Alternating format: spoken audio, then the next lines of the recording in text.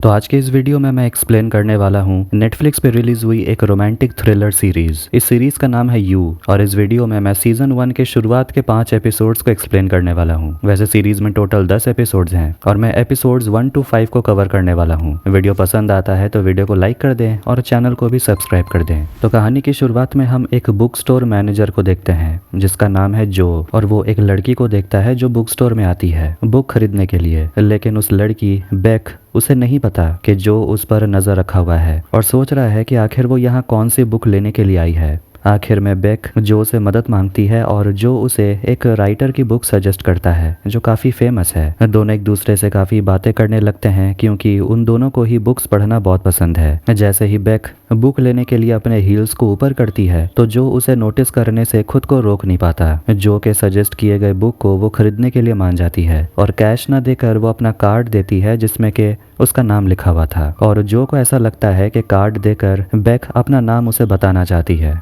वो कहती है उसका नाम गुइनेवियर बेक है और वो उसका नाम पढ़ती है जो गोल्डबर्ग। एक दूसरा वर्कर ईथन दोनों को बात करते हुए देख रहा था और लड़की के जाने के बाद वो जो को कहने लगता है कि वो लड़की तो लगता है तुम्हें पसंद कर बैठी है, मगर जो कहता है ऐसी कोई बात नहीं। फिर वो बाहर बेक को देखते ही रहता है। शाम के वक्त जब वो अपने अपार्टमेंट आता है तो वो बाहर में एक लड़के पाको उसे बैठा हुआ देखता है क्योंकि उसकी मम्मी क्लॉडिया अपने बॉयफ्रेंड रॉन के साथ झगड़ा कर रही थी और पाको चुपचाप झगड़े को अवॉइड करके बाहर पढ़ रहा था। उसे भी बुक्स पढ़ना काफी पसंद है। जो अपना खाना उस लड़के को देता है क्योंकि उसे काफी बुरा लगता है कि बड़ों के झगड़े की वजह से इस छोटे लड़के की लाइफ खत्म हो रही है। खैर, इधर बिना वक्त गवाए वो बेक के बारे में सोशल मीडिया पर सर्च करने लगता है। उसका अकाउंट प्राइवेट नहीं होता तो मतलब यही हुआ कि बेक चाहती है कि लोग उसे देखें। सोशल मीडिया अकाउंट से जो को बेक के बारे में बहुत कुछ पता चलता है और उसे ये भी पता चलता है कि बेक राइटर बनना चाहती है। सोशल मीडिया से ही उसे बेक का एड्रेस भी मिल जाता है और जो अगले ही दिन बेक पर नजर रखने लगता है, जो कि काफी आसान था क्योंकि खिड़कियां बहुत बड़ी थी। वो बेक को हर जगह फॉलो करने लगता है। सुबह के 6:30 बजे वो जाती है अमीर औरतों को योगा सिखाने के लिए। उसके बाद 10 बजे वो कॉलेज पहुंचकर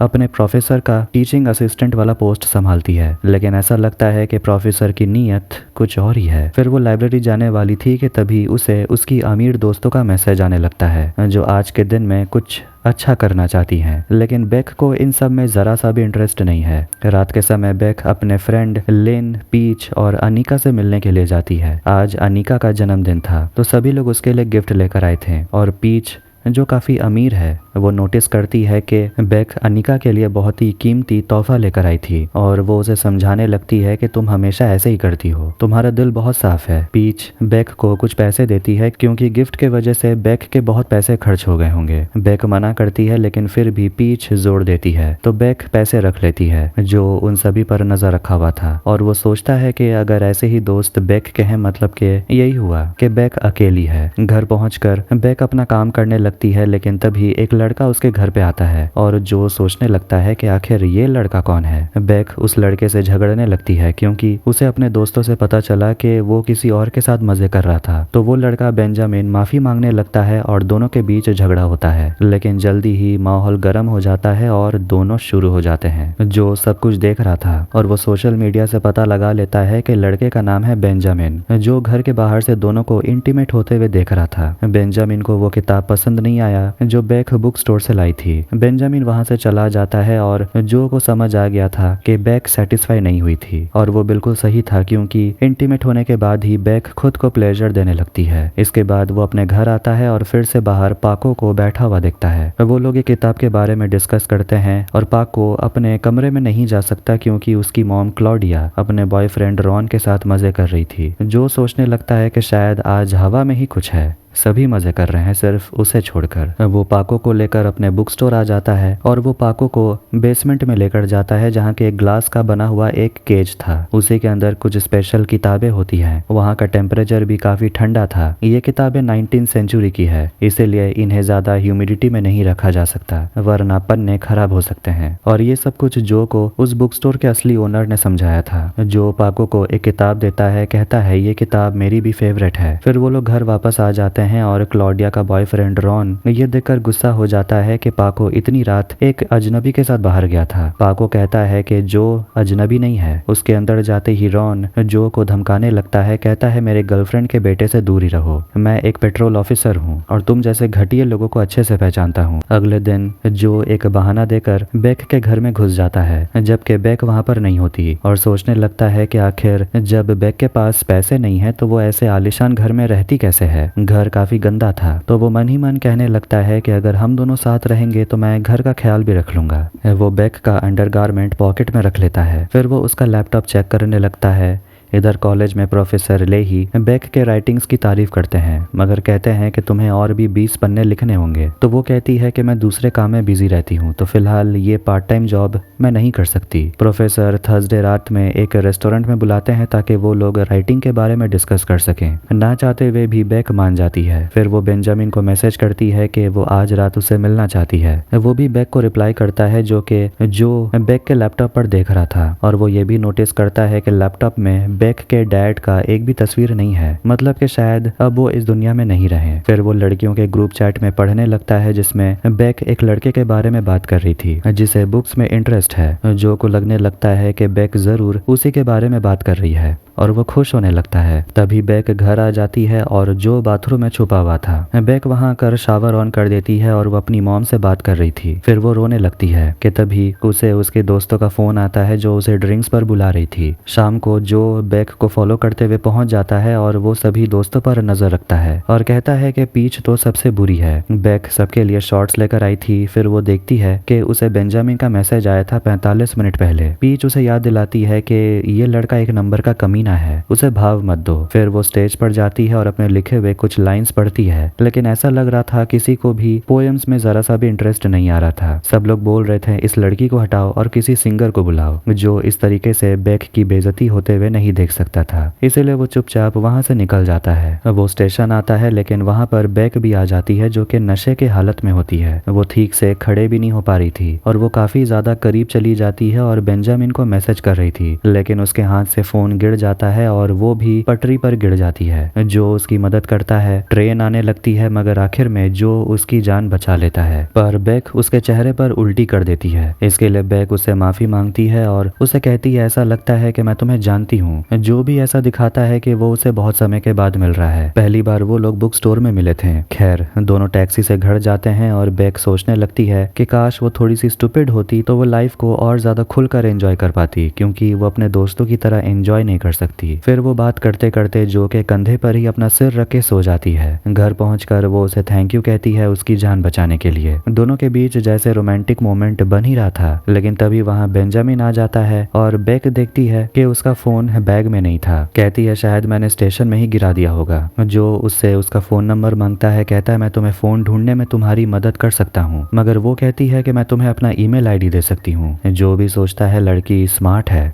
स्ट्रेंजर को अपना नंबर नहीं देती। जो जब घर जाता है तो पाको रोते हुए उसे बताता है कि रॉन ने उसकी बहुत बेइज्जती की और किताब को फाड़ दिया, और ये वही स्पेशल किताब था। जो उसे कहता है तुम्हें रोने की जरूरत नहीं, सब कुछ ठीक है, हम बुक को वापस से रिपेयर कर देंगे। फिर वो लोग बुक स्टोर के बेसमेंट में जाते हैं और जो बुक को ठीक करता है बेंजामिन, जिसका खुद का सोडे का बिजनेस है, उसे फोन आता है कि एक राइटर अपने मैगजीन में उसके कंपनी के बारे में लिखना चाहता है। तो बेंजामिन उसे मिलने के लिए मान जाता है। बेंजामिन का दोस्त भी मीटिंग के लिए जाना चाहता था, लेकिन बेंजामिन कहता है कि बिजनेस अभी नया है और मैं चाहता हूँ कि इस कंपनी का चेहरा फिलहाल मैं ही रहूं, तो बुरा मत मानना। पर हम देखते हैं कि बेंजामिन जिससे मिलने के लिए गया था वो तो जो होता है, जो बेंजामिन को फंसाकर अपने बुक स्टोर के बेसमेंट में ले जाता है और हथौड़े से बेंजामिन के सिर पर हमला कर देता है। अगले दिन बुक स्टोर में बेक उससे मिलने के लिए आती है और उसके लिए वो प्रेजेंट लेकर आई थी, एक बुक। फिर वो दोनों ही डेट पर जाने का प्लान बनाते हैं और फिर से वो बेसमेंट में आता है और बेंजामिन से मिलता है जो कि अभी भी जिंदा है, मगर उसकी हालत बहुत बुरी है। बेंजामिन कहता है कि तुमने शायद किसी गलत इंसान को पकड़ लिया। जो कहता है नहीं, मुझसे कोई गलती नहीं हुई है। जो बेक के साथ अपने डेट को लेकर बहुत ज़्यादा एक्साइटेड था और वो हर वक्त बेक पर नज़र रखता है और वो ये भी नोटिस करता है कि बेक के कपड़े थोड़े बहुत फटे हुए थे, लेकिन कहता है कि वो जो भी पहनती है खूबसूरत ही लगती है। बेक अपने लिए नया फ़ोन ले लेती है जिसे वो तुरंत एक्टिवेट कर लेती है, लेकिन जो के पास बेक का पुराना फ़ोन था। इतना ही नहीं, वो अपने सोशल मीडिया अकाउंट में लॉगिन भी होती है, पर अपने पुराने फ़ोन में, मतलब जो अभी जो के पास है, उस फ़ोन के मदद से उसे सब कुछ पता चल जाता है। वो बेंजामिन को वॉइसमेल भेजती है, कहती है कि तुम कहाँ हो और मुझे गुस्सा मत दिलाओ। जो बुक स्टोर आता है तो ईथन उसे कहने लगता है कि नए कलेक्शंस आ गए हैं और वो इधर उधर की बातें करने लगता है। फिर वो पाको से जाकर मिलता है जो कि मॉन्स्टर रिलेटेड किताबें पढ़ रहा था, जो उसे फ्रैंकेनस्टाइन पढ़ने के लिए देता है। कहता है ये भी एक मॉन्स्टर के ही बारे में है। फिर वो बेसमेंट जाता है जहाँ के बेंजामिन कैद था, जो चिल्लाने लगता है कि उसे बाहर निकलना है। वो जो को पैसों का लालच दिखाता है, कहता है मैं तुम्हें मुंह मांगी कीमत दे सकता हूँ, तुम्हें पता भी नहीं है मेरे पापा कौन है, हमारे पास प्राइवेट जेट है, तुम जहाँ चाहे वहाँ जा सकते हो। लेकिन जो को इस सब में इंटरेस्ट नहीं था। वो बेंजामिन के लिए सैंडविच लेकर आया था और बेंजामिन कहता है कि मैं ग्लूटेन नहीं खाता, मुझे एलर्जी है। फिर वो वही घिसी पिटी बात दोहराता है कि मुझे यहाँ से जाने दो, मैं किसी को कुछ नहीं बताऊंगा। जो उसे दिखाता है कि उसके वॉलेट से ड्रग्स मिला। बेंजामिन कहता है कि ये मेरा नहीं है, ये मेरे बिजनेस के लिए है। और अब बेंजामिन को याद आता है कि उसने जो को कहाँ देखा था, बेक के साथ। वो जल्दी जल्दी कह देता है कि वो तो मेरी गर्लफ्रेंड भी नहीं है, तुम चाहो तो तुम उसे रख सकते हो। जो उसे समझाता है कि अगर निकलना चाहते हो तो मेरी एक बात मानो। घर पर जो डेट के लिए तैयार हो रहा था और पुराने फोन से वो बेक पर नजर भी रखता है और वो लोग शाम 6 बजे मिलने का प्लान करते हैं। शाम के समय दोनों मिलते हैं और टहलते हुए बहुत बातें करते हैं। बेक उससे पूछती है कि तुम आखिर सोशल मीडिया पे क्यों नहीं हो, तो वो कहता है कि मैं थोड़ा ओल्ड फैशन हूँ। वो उससे पूछती है क्या तुम बुक स्टोर मैनेजर का ही जॉब करना चाहते हो या आगे कुछ और प्लान भी है। जो बताने लगता है कि मेरे अरमान इतने बड़े नहीं है और मुझे बुक्स कुछ ज्यादा ही पसंद है, तो मैं वही करना चाहता हूँ जो मुझे पसंद है। फिर बेक को कॉल आता है और पीच उसे बताती है कि बेंजामिन लापता है। बेक टेंशन में आ जाती है, कहती है मुझे जाना पड़ेगा। जो बेंजामिन से मिलता है और बेंजामिन कबूल करता है कि वो ड्रग्स उसी का था। 3 दिन से वो ड्रग्स नहीं ले रहा। जो कहता है कि वो उसे ड्रग्स दे देगा, लेकिन बदले में उसे फ़ोन का पासवर्ड चाहिए। फ़ोन से पता चलता है कि बेंजामिन बेक के अलावा और भी कई लड़कियों के साथ मज़े करता है। फ़ोन के ऑन होते ही बेक और बाकी लड़कियों को पता चलता है कि बेंजामिन इसी शहर में है और सोचते हैं वो कहीं नशे के हालत में पड़ा होगा, तो वो लोग ज़्यादा सोचते नहीं। पीच बेक को कल पार्टी में बुलाती है, कहती है कल मेरे पेरेंट्स की डिवोर्स एनिवर्सरी है, खुद को डिस्ट्रैक्ट करने के लिए मैं पार्टी करती हूँ, तुम्हें आना पड़ेगा। बेक मान जाती है। जो के सामने बेंजामिन बेक के लिए उल्टी फुल्टी बातें करने लगता है, कहता है कि वो कैरेक्टरलेस औरत है, जिससे कि जो को गुस्सा आता है। इधर हम देखते हैं कि बेक अपने प्रोफेसर के साथ डिनर पे मिलती है। बेंजामिन कहता है कि वो ज़रूर रेड लिपस्टिक लगा के गई होगी ताकि उसका प्रोफेसर उसकी खूबसूरती देखकर उससे थोड़ा एक्स्ट्रा मार्क्स दे दे। इधर डिनर में वो दोनों काम की बातें करते हैं, लेकिन इसी दौरान प्रोफेसर बेक के साथ फ्लर्ट भी करने लगता है। जो भी वहां पहुंच गया था और प्रोफेसर बेक के लिखे गए राइटिंग्स की सराहना करता है, लेकिन वो उसे गलत तरीके से छूने लगता है, जिससे कि बेक भड़क जाती है। प्रोफेसर उसे टीचर असिस्टेंट वाले पोस्ट से निकाल देते हैं और गुस्से में वहां से चले जाते हैं। फिर वो जो को कॉल करती है और दोनों ड्रिंक के लिए मिलते हैं और एक दूसरे से बातें करते हैं और वो वहाँ पर कई कपल्स को देखकर उनका भी मन खुश हो जाता है। फिर वो जो को खुलकर बताती है कि आज उसके प्रोफेसर ने उसके साथ क्या किया। उसे लग रहा था कि उसके प्रोफेसर को सच में उसके लिखे गए पोएम्स पसंद आए हैं, लेकिन वो गलत थी। उसके प्रोफेसर का इंटेंशन तो कुछ और ही था। फिर वो जो को पीच के पार्टी में इन्वाइट करती है और अगले दिन बुक स्टोर में नया कलेक्शन आया हुआ था, जिसे लेने के लिए बहुत भीड़ हो गई थी। कुछ समय के बाद एक बॉक्स बुक खत्म हो जाता है, लेकिन ईथन बताता है पाको बाकी बुक्स लाने के लिए बेसमेंट में गया है। जो डर जाता है और भागते हुए बेसमेंट में जाता है और उसे डांटता है कि मैंने कहा था ना कि मुझसे पूछे बिना बेसमेंट में मत जाना। पाको डर जाता है और वहां से भाग जाता है। जो बेंजामिन के फोन से कुछ ना कुछ ट्वीट्स करते रहता है ताकि बेकी को ऐसा ना लगे कि बेंजामिन गायब हो गया है। वो पीच के घर पे थी और सोचने लगती है कि अब वो क्या करेगी, क्योंकि अब उसके पास टीचर असिस्टेंट का जॉब नहीं है, तो वो अपना घर भी अफोर्ड नहीं कर सकती। पीच उसे चेक देती है और कहती है कि मैं जब हूँ तो तुम्हें टेंशन लेने की क्या ज़रूरत। जो बेंजामिन के लिए 3 सोडा लेकर आया था और उसे कहता है कि अगर तुमने बता दिया कि इसमें तुम्हारे कंपनी वाला सोडा कौन सा है तो मैं तुम्हें आज़ाद कर दूंगा। बेंजामिन कंफ्यूज हो जाता है और उसके पास कोई जवाब नहीं था, लेकिन लास्ट में कहता है इनमें से कोई भी मेरे कंपनी का नहीं है क्योंकि ये सारे फालतू हैं। जो कहता है कि ये तीनों तुम्हारे ही कंपनी का सोडा है, जो कि बकवास है। बेंजामिन भीख मांगने लगता है उसे छोड़ देने के लिए, और जो उसे कहता है कि मैं तुम्हारी मदद करूंगा, और वो जो से कहता है कि मैं तुम्हारी मदद करूंगा ताकि तुम बेक को पटा पाओ। जो कहता है कि बेक ने तो मुझे आज अपने फ्रेंड के पार्टी में इनवाइट भी किया। बेंजामिन उसे कहता है कि वो हमेशा ऐसा ही करती है, वो तुम्हें साथ ले जाएगी, लेकिन वहां उसे अगर किसी और का साथ मिलेगा तो वो उसके साथ चली जाएगी जिससे उसका फायदा हो। खैर, जो पार्टी में पहुंचता है और वो पीच से मिलता है और वो बेक को लेकर वहां से चली जाती है। और जो को पार्टी में मन तो बिल्कुल भी नहीं लग रहा था क्योंकि ये सब पार्टी करने की उसे आदत नहीं है, और वैसे भी यहाँ सभी लोग काफी नकली थे। फिर वो बाकी दोस्तों के बारे में सोशल मीडिया से पता कर चुका था, तो उसे पता है कि बाकी दोस्त भी कितने फेक हैं। उसे वहां पर बुक का कलेक्शन मिलता है जिसे वो चेक करने लगता है। पीच वहां आती है और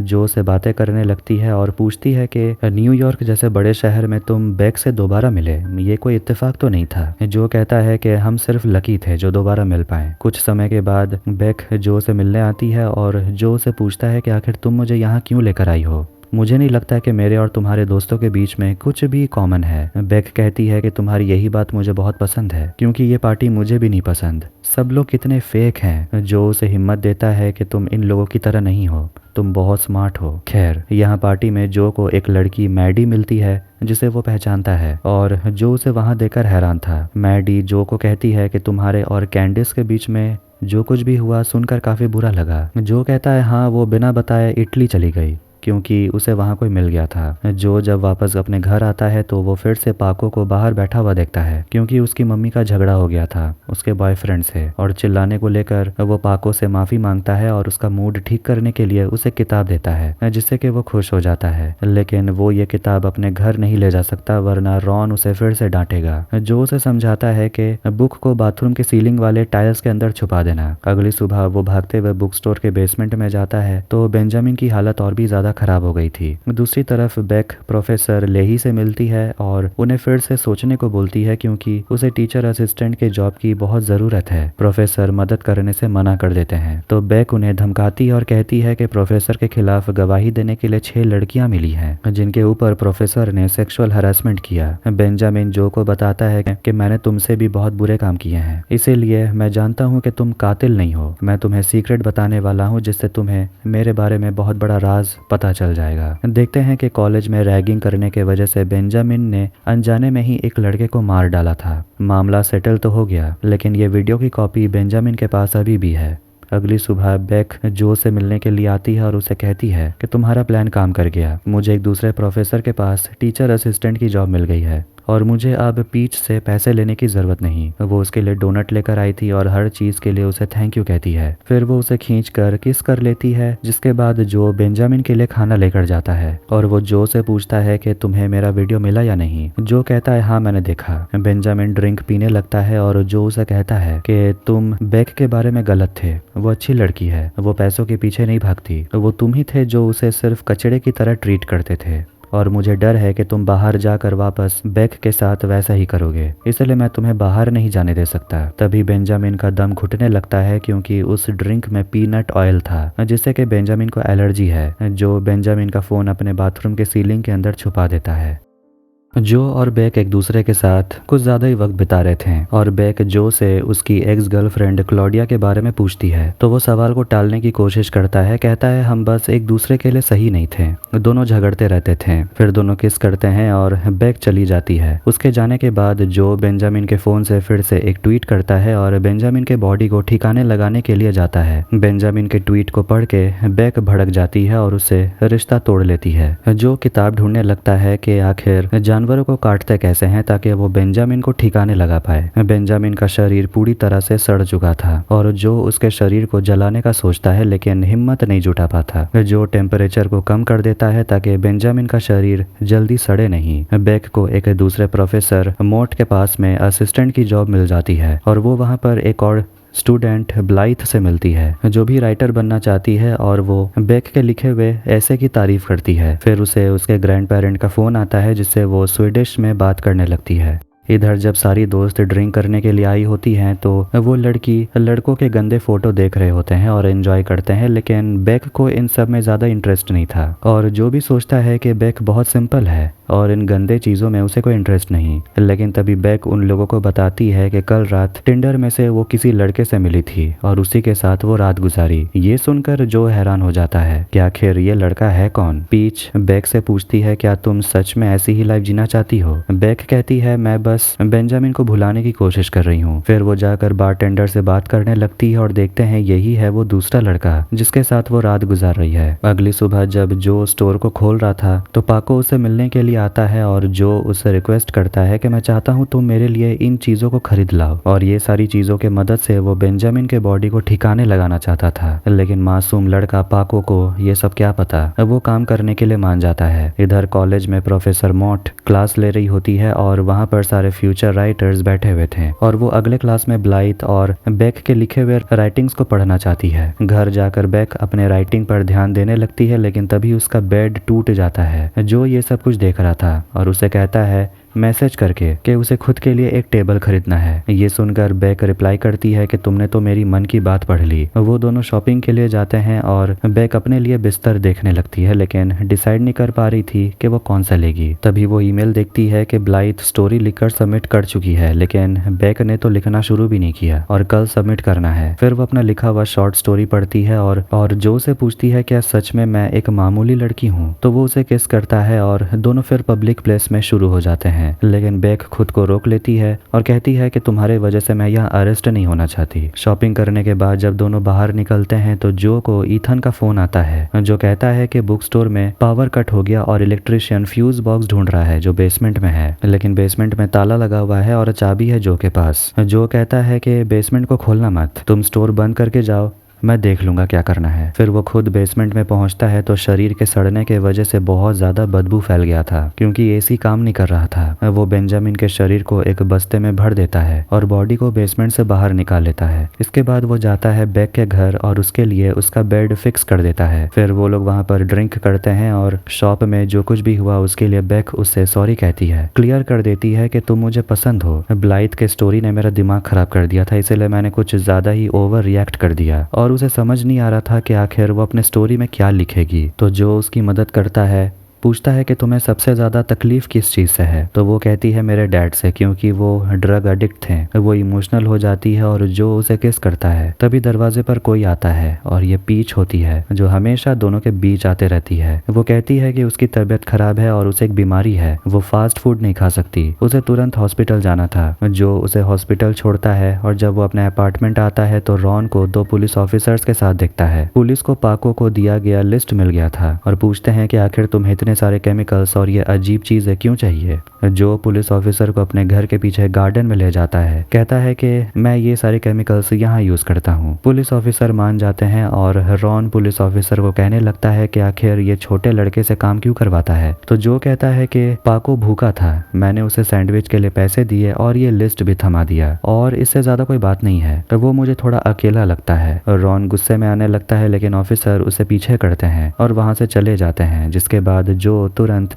जंगल जाता है बेंजामिन के बॉडी को दफनाने के लिए। इधर हॉस्पिटल में बेक पीच को बताने लगती है कि वो जो को पसंद करने लगी है। पीच बेक को समझाती है वो तो बस मामूली सा बुक स्टोर मैनेजर है, तुम्हें कोई ऐसा चाहिए जो तुम्हारी देखभाल करे, तुम फ्री हो जाओ ताकि तुम अपने राइटिंग में ध्यान दे सको। शाम के समय जब बेक अपने घर पर होती है तो वो जो को फोन लगाती है जो फिलहाल जंगल में था, बॉडी दफना रहा था, और बेक उसे अपने घर बुलाती है रुका हुआ काम पूरा करने, मगर जो कहता है कि वो फिलहाल नहीं आ सकता, वो बिजी है। इतना ही कम नहीं था कि जंगल में 2 लोग घूमते हुए आने लगते हैं और वहां पर जो जल्दी जल्दी बॉडी में आग लगा देता है और वो दोनों ये देखकर कहते हैं कि वाह तुमने तो बहुत बड़ी बॉनफायर जला दी है। खैर जो कल रात बेक के घर नहीं गया था तो बेक नाराज होकर उसका फोन नहीं उठाती। अगली सुबह कॉलेज के लिए बेक लेट हो जाती है और प्रोफेसर उसे पूछती है कि तुम्हारा स्टोरी मुझे मिला नहीं। बेक कहती है कि मैंने सिर्फ 1 पेज लिखा है, मुझे टाइम ही नहीं मिला। लेकिन ये थोड़ा इमोशनल भी है। बाकी लोग मजाक उड़ाने लगते हैं कि अगर हम लोग ये पढ़ेंगे तुम्हारे सामने तुम रोगी तो नहीं। प्रोफेसर उसे कहती है कोई बात नहीं, हम किसी और टाइम पढ़ लेंगे। बेक जो से मिलने के लिए जाती है और उसके सामने कहने लगती है कि मैं लिखने से डरती हूँ, ऐसा लगता है कि मैं बहुत बुरी राइटर हूँ। वो जो से कहने लगती है कि तुम मुझे अच्छे लड़के लगते हो, लेकिन तुमने जो फर्नीचर दुकान में मेरे साथ किया वो याद करके लगता है कि तुम जरूर कुछ छुपा रहे हो, तुम इतने सीधे नहीं हो। मैंने तुम्हारा घर नहीं देखा, तुम्हारे दोस्तों से कभी नहीं मिली,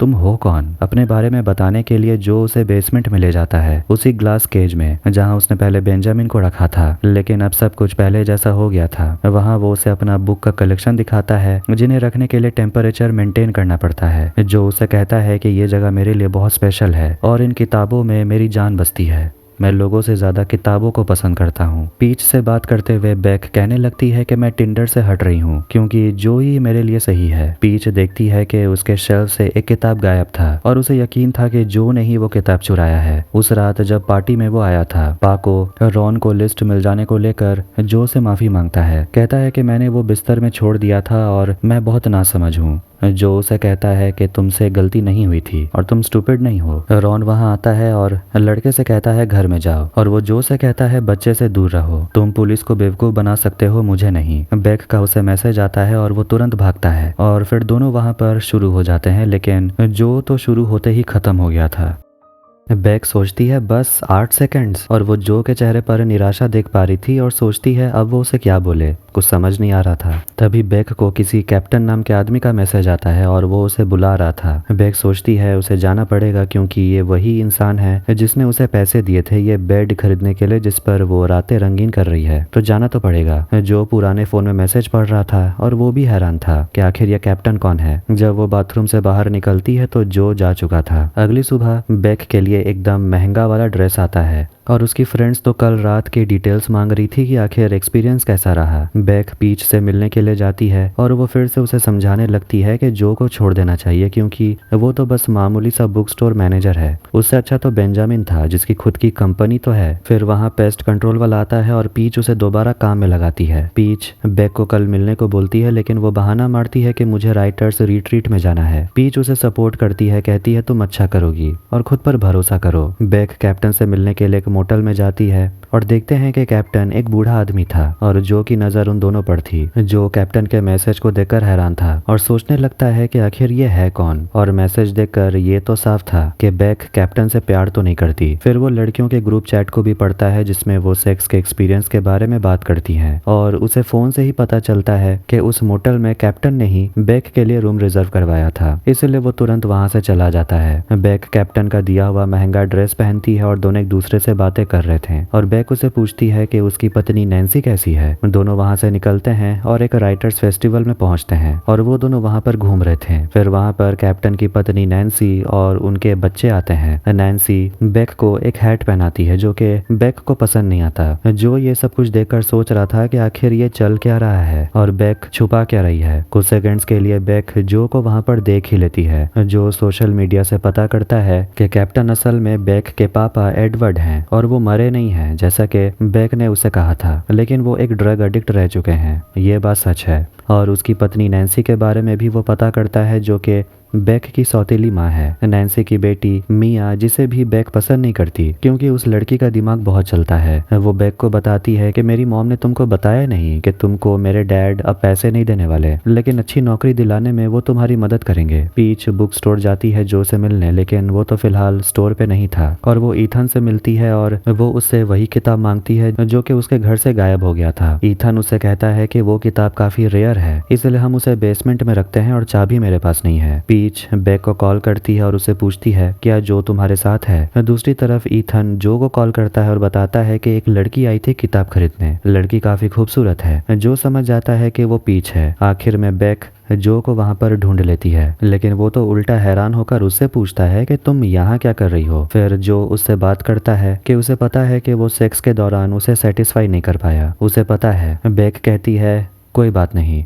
और वो उसे पूछती है कि तुम्हें कैसे पता मैं यहाँ हूँ। जो उसे दिखाता है कि आज तुमने फोटो पोस्ट किया था और उसी से मैंने पता लगाया कि तुम यहाँ होगी। फिर वहाँ पर उसके पापा और नैन्सी आते हैं और पूछते हैं ये लड़का कौन है। तो बेक इंट्रोड्यूस कराती है ये जो है और ये बुक स्टोर मैनेजर है। नैन्सी उसे डिनर पे इनवाइट करती है और जो मान जाता है। फिर बेक जो को बताने लगती है कि आखिर उसने झूठ क्यों बोला कि उसके पापा मर गए हैं। वो कहती है वो 12 साल की थी जब वो अपने भाई और बहन से पहले स्कूल से घर लौट आई थी। तभी उसने देखा कि उसके पापा ड्रग्स के नशे में बेहोश पड़े हुए थे। उसे तभी लगा था कि उसके पापा मर गए। वो जो से कहती है कि मैं समझ सकती हूँ कि तुम मुझे झूठी समझते हो, तुम मुझसे रिश्ता नहीं रखना चाहते, लेकिन जो को इससे फर्क नहीं पड़ता। वो आगे बताती है कि मेरे डैड मुझे फाइनेंशियली मदद कर देते हैं क्योंकि वो पछता रहे हैं, क्योंकि वो मेरे साथ ज्यादा वक्त नहीं बिता पाए, इसलिए मैंने भी अपने गुस्से को दबाया और उनसे मिलने लगी। इसके बाद वो लोग खाना खाने के लिए बैठते हैं और एक दूसरे से ढेर सारी बातें करते हैं। नैन्सी बेक से बात करना शुरू करती है लेकिन बेक जैसे नैन्सी को इग्नोर ही कर देती है। नैन्सी को गुस्सा आता है और वो बेक पर चिल्लाने लगती है कि आखिर वो अपने परिवार के लिए की ही क्या है। वो बस अपने पापा को एटीएम मशीन समझती है, जन्मदिन में एक बार कॉल भी नहीं कर सकती। बेक नैन्सी को सुनाने लगती है कि तुम्हें क्या लगता है कि तुमने मेरे डैड को संभाला है? ऐसा बिल्कुल भी नहीं है। उनके बुरे वक्त में मैं थी उनके साथ और जब से तुम आई हो इनकी हालत और खराब हो गई है। दुनिया को ये दिखाना बंद करो कि तुम कोई मसीहा हो। एडवर्ड दोनों को चुप कराता है और गुस्से में बेक अकेले जाकर बैठ जाती है। जो उसे मिलने आता है और उसे समझाता है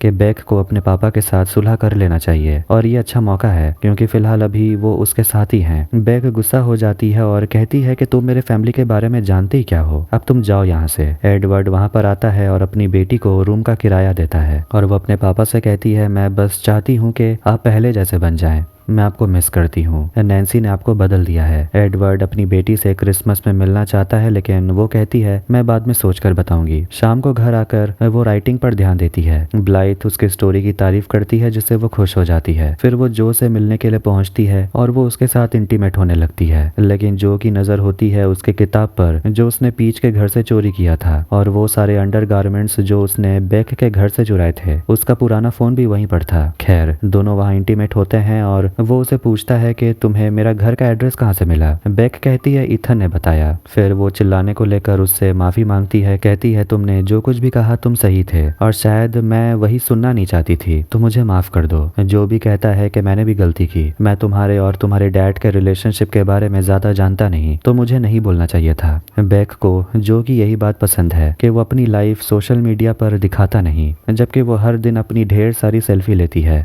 बेक फिर वहां से चली जाती है और जो लड़कियों के व्हाट्सएप ग्रुप में देखता है कि बेक ने मैसेज किया था कि आज उसे बहुत मजा आया। पीच पता नहीं क्यों इसे अनकंफर्टेबल हो रही थी, लेकिन इसका रीजन आपको जल्दी पता चलेगा। पीच जो के घर में घुस जाती है और उसका किताब उसे मिल जाता है, लेकिन उसे नहीं पता था जो की नजर उसी पर थी।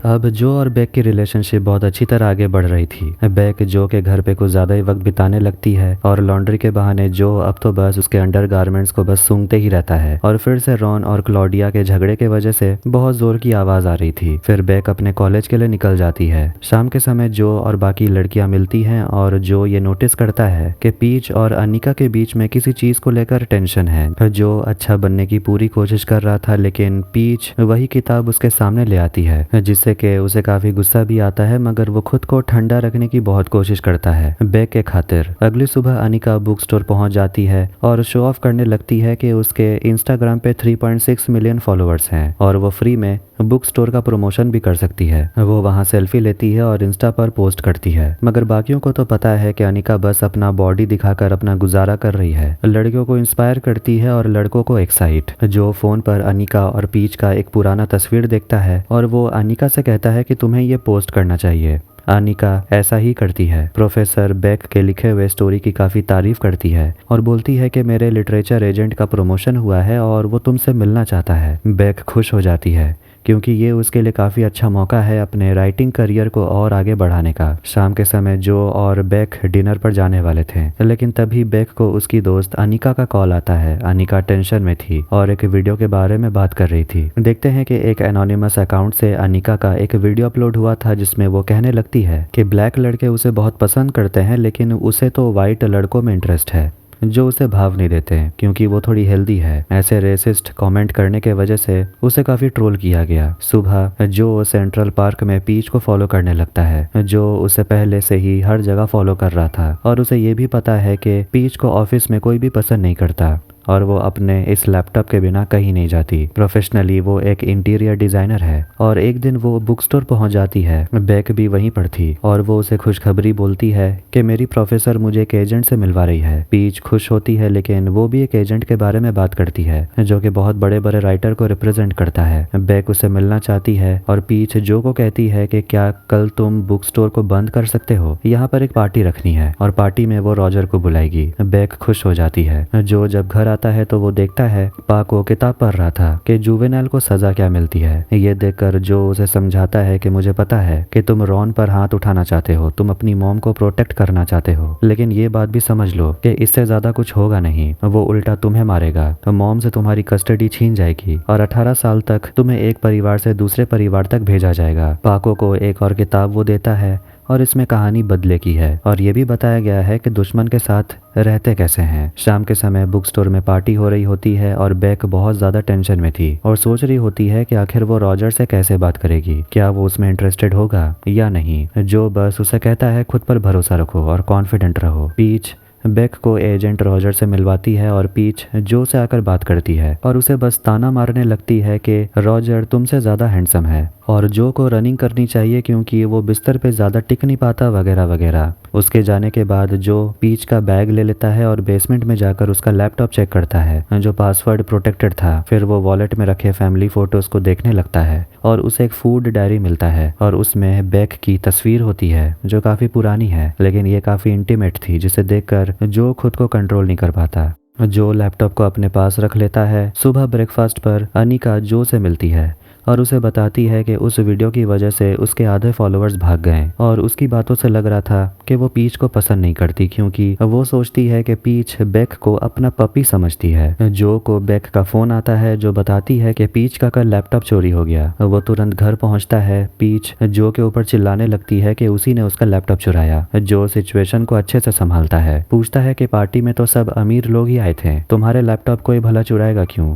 जरूर तुमसे कोई बदला लेना चाहता है। तुम सुबह रनिंग के लिए जाती हो सकता है कोई तुम पे नजर रखता है। वो उसे कहता है क्या तुमने फाइंड माई कंप्यूटर ट्राई किया? वो तुरंत देखती है कि उसका कंप्यूटर तो उसके घर पर ही था। पीच के जाने के बाद जो और बेक का झगड़ा होने लगता है क्योंकि बेक ने आज जो के डिफेंस में कुछ नहीं बोला। बेक कहती है कि तुम और पीच तो हमेशा झगड़ते ही रहते हो। गुस्से में जो पीच को सजा देना चाहता था लेकिन वो खुद को कंट्रोल करता है। जो उसका पीछा करता है और वहां जाता है जहां उसने लैपटॉप छुपाया था और आखिर में वो लैपटॉप को खोल लेता है और उसमें बेक के नाम का फोल्डर था जिसमें सिर्फ बेक की तस्वीरें थी और वो समझ जाता है कि पीच बेक से ऑब्सेस्ड है। बेक रॉजर से मिलती है उसके गाड़ी में और रॉजर उसके पोएम्स और स्टोरी की काफी तारीफ करता है लेकिन इन सब के बहाने वो उसका पैर छूने लगता है जिससे कि बेक अनकंफर्टेबल होने लगती है। रॉजर उसे कुछ पिल्स देने की कोशिश करता है लेकिन वो मना करती है और वो काफी गुस्सा भी हो जाती है। तब जाकर रॉजर उसे कहता है कि तुम बहुत बेकार राइटर हो, क्या लिखती हो कुछ समझ ही नहीं आता। तुम्हें क्या लगता है कि तुम ऐसे ही बड़ी राइटर बन जाओगी, तुम्हें कुछ करना नहीं पड़ेगा। पाको किताब पढ़ के काफी गुस्सा हो गया था और कहता है कि मुझे अपनी मॉम को अभी बचाना है और मुझे तुम्हारी मदद नहीं चाहिए। बेक पीच से मिलती है और उसे कहती है कि तुम्हारा दोस्त रॉजर एक नंबर का कमीना इंसान है, उसने मेरा बस मजाक नहीं उड़ाया, उसने मुझे ड्रग्स देने की कोशिश की। पीच कहती है कि मुझे इन सब के बारे में नहीं पता था। बेक चिल्लाने लगती है और कहती है मुझे पता है कि तुमने ही अनिका का वो वीडियो वायरल किया क्योंकि मैं भी कॉलेज में थी जब तुम उसे रिकॉर्ड कर रही थी। तुम्हें तो उस हर इंसान से प्रॉब्लम है जो तुम्हें चुनौती देता है, तुम सबकी बुराई करती हो लेकिन असल में तुम अभी हो क्या? कुछ भी नहीं, कोई तुम्हारा दोस्त नहीं रह सकता। बेक वहां से चली जाती है और पीच उसे फोन करती है जिसे पहले तो वो इग्नोर करती है लेकिन जब वो फोन उठाती है तो पता चलता है पीच ड्रग्स लेकर बेहोश हो गई है। वो दोनों तुरंत पीच के घर पहुंचते हैं और ये मौका देकर जो लैपटॉप को पीच के घर के अंदर छुपा देता है। जो पीच का फूड डायरी पढ़ता है जिससे उसे पता चलता है कि पीच ने आज कोई भी ड्रग्स नहीं लिया, वो बस नाटक कर रही है बेक को अपने पास रखने के लिए। जो कहता है कि उन्हें हॉस्पिटल जाना चाहिए लेकिन पीच ऑब्वियसली मना कर देती है। पीच आज रात बेक को अपने घर पे रुकने को बोलती है और वो भोली लड़की मान जाती है और वो जो को बताती है कि उसे रुकना पड़ेगा क्योंकि पीच अक्सर ऐसे कदम उठाते रहती है और बेक को यहाँ पर आना पड़ता है उसे रोकने के लिए। फिर वो पीच के पास जाकर सो जाती है। पीच को तो काफी मजा आ रहा होगा। घर जाकर जो सोचने लगता है कि आखिर पीच और बेक के बीच में क्या हो रहा होगा। अगली सुबह इसी टेंशन में वो जब दौड़ने के लिए जाता है तो पीच भी रनिंग के लिए आई हुई थी और वो उस पर पत्थर से हमला कर देता है। पीच के माथे से खून निकल रहा था और डर के मारे जो वहां से भाग जाता है। वो घर आता है तो देखता है पाको ने रॉन को कुछ ज्यादा ही नींद की गोलियां दे दी थी जिससे कि वो बेहोश हो गया था और वो उठ नहीं रहा। जो पाको से कहता है कुछ दवाई और नेजल स्प्रे लेकर आने के लिए। फिर जो रॉन को होश में ले आता है लेकिन होश में आने के बाद ही रॉन जो पर हमला कर देता है और मार मार कर उसके मुंह से खून निकाल देता है। फिर उसे बेक से पता चलता है कि सेंट्रल पार्क में पीच पर हमला हुआ और वो उसी से मिलने के लिए हॉस्पिटल जा रही है। जो डर जाता है कि पीच मरी नहीं है, वो जिंदा है। बाकी के एपिसोड्स की एक्सप्लेनेशन के लिए वीडियो को लाइक करें और चैनल को भी सब्सक्राइब कर दें। मिलते हैं नेक्स्ट वीडियो में। Take care.